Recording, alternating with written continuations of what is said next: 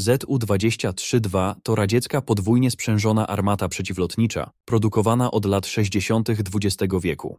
Przeznaczona jest do zwalczania nisko lecących celów powietrznych w odległości do 2,5 km. Może również razić lekko opancerzone pojazdy oraz siłę żywą. Zasilana jest z taśm o pojemności 50 nabojów na każdą z armat i działa na zasadzie odprowadzania części gazów prochowych przez boczne otwory w lufach. Wyposażona jest w celownik optyczny oraz optyczno-mechaniczny celownik wektorowy, który służy do zwalczania celów powietrznych poruszających się z prędkością do 300 metrów na sekundę. Wymiana luf trwa około 14 sekund, a do strzelania wykorzystuje się amunicję kalibru 23 mm. Szybkostrzelność teoretyczna wynosi do 2000 strzałów na minutę, natomiast praktyczna to około 400 strzałów na minutę. Pod koniec lat 80.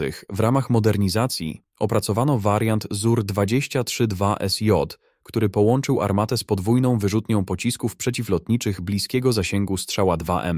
Dodano także celownik tachometryczny, umożliwiający skuteczniejsze zwalczanie szybko poruszających się celów powietrznych. Dzięki tym ulepszeniom obsługa zestawu zmniejszyła się z 5 do 4 osób. Ponadto broń może zwalczać cele oddalające się na dystansie do niemal 3 km, a zbliżające się w odległości nieco ponad 4 km, na wysokości od 50 do 2300 metrów.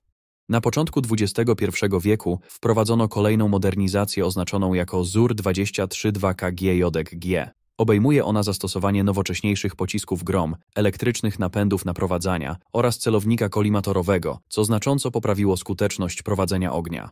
Wprowadzenie nowej amunicji, opracowanej przez polskie zakłady MESCO, zwiększyło efektywny zasięg zwalczania celów do 5,5 km, a maksymalną wysokość rażenia do 3,5 km. Polskie wersje ZU były sukcesywnie rozwijane, a ich eksportowa odmiana została m.in. dostosowana do współpracy z zewnętrznymi systemami kierowania ogniem i trafiła na uzbrojenie indonezyjskich sił zbrojnych. Jednym z nowocześniejszych wariantów jest ZUR-23-2 SPJ, który wszedł w skład systemu obrony przeciwlotniczej Pilica. Wyposażono go w głowicę optoelektroniczną z kamerą termowizyjną, kamerą telewizyjną oraz dalmierzem laserowym. System Pilica został wdrożony do służby jako element obrony baz lotniczych, a jego pierwsze dostawy miały miejsce w roku 2020. Według oficjalnych danych Polska dysponuje obecnie około 350 do 400 zestawami ZU w różnych wariantach, zarówno w klasycznej wersji, jak i w nowoczesnych konfiguracjach rakietowo-artyleryjskich. W ostatnich latach część z nich była sukcesywnie modernizowana, a starsze warianty stopniowo wycofywane z jednostek liniowych. Jak podaje artykuł opublikowany pod koniec listopada 2023 roku na serwisie Globalna Gra, Polska przekazała Ukrainie co najmniej kilkadziesiąt takich systemów. Nie ujawniono jednak dokładnych szczegółów dotyczących przekazanych dział ani ich wariantów.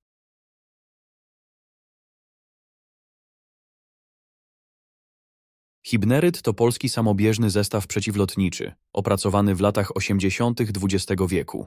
Jego konstrukcję oparto na ciężarówce Star 266, na której skrzyni ładunkowej zamontowano podwójnie sprzężoną armatę przeciwlotniczą ZU-23-2.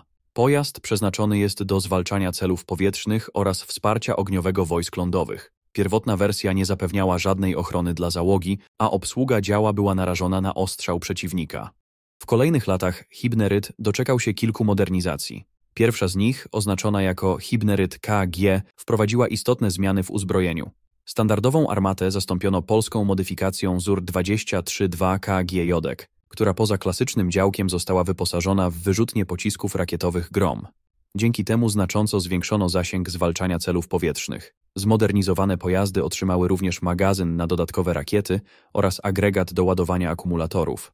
W 2007 roku na bazie doświadczeń z misji zagranicznych opracowano wariant Hibneryt P, który po raz pierwszy wprowadził opancerzenie. Projekt wprowadzał zabezpieczenie kabiny kierowcy, obsługi działa oraz burt pojazdu. Działko otrzymało fabryczne tarcze ochronne o grubości 6 mm, a pancerz całego pojazdu spełniał normy Stanak 4569 na poziomie pierwszym, co zapewniało ochronę przed pociskami broni strzeleckiej. Nadbudówka dla obsługi była otwarta od tyłu i posiadała boczne luki, umożliwiające łatwiejszą obsługę broni. Na bazie Hibneryta P powstał kolejny wariant, oznaczony jako Hibneryt 3, który zaprezentowano w 2010 roku. Modyfikacje obejmowały dalsze wzmocnienie pancerza oraz poprawę ergonomii dla załogi. Zmieniono konstrukcję skrzyni ładunkowej, zamiast klasycznego opancerzenia zastosowano kadłub wykonany w całości ze stali pancernej z dnem w kształcie litery V, co zwiększało odporność na eksplozję min. Obsługa działa otrzymała zamkniętą nadbudówkę wyposażoną w ogrzewanie, wentylację oraz pancerne okna. Przesunięcie działka bardziej do tyłu pozwoliło zwiększyć jego kąty ostrzału. Pojazd o masie bojowej przekraczającej 11 ton osiąga prędkość 80 km na godzinę.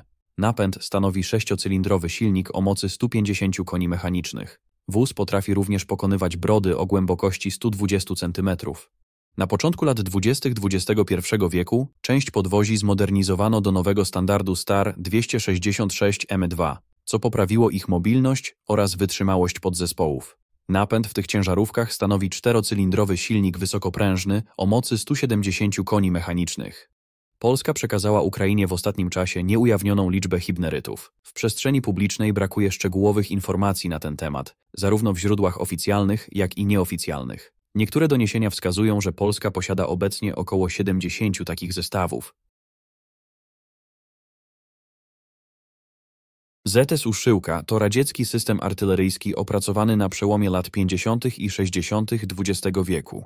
Jego główne uzbrojenie stanowi poczwórnie sprzężone działo przeciwlotnicze, przeznaczone do zwalczania celów naziemnych i powietrznych na dystansie odpowiednio 2000 oraz 2500 metrów. W ramach modernizacji niektóre wersje otrzymały dodatkowo rakietowe pociski przeciwlotnicze o bardzo krótkim zasięgu. Szybkostrzelność każdej armaty wynosi od 850 do 1000 pocisków na minutę, co łącznie daje od 3400 do 4000 strzałów w ciągu 1 minuty. Zapas amunicji wynosi 2000 nabojów.